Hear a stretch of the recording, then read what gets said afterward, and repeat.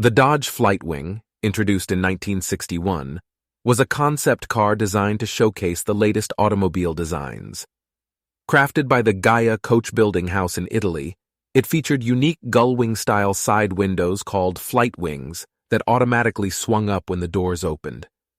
This design aimed to enhance passenger entry and exit while maintaining a sleek, low body profile. The Flite-Wing prioritized style and comfort without compromises. Inside the car, rows of push buttons on the dashboard and console controlled various functions, such as the TorqueFlite automatic transmission, exterior lamps, radio, and climate control.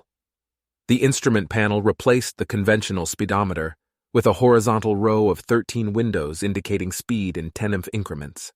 Back then, unlike many car manufacturers, most Chrysler Dream machines were built with engines and drivetrains, actual runners. The car had a Ram air-inducted 330 horsepower, 383 cubic inches wedge V8. Unveiled in New York's Central Park on December 5, 1961, the Flite-Wing was valued at $125,000 by Dodge, equivalent to over $1 million in 2013. Today, modern concept cars often represent an even greater investment due to their advanced technology.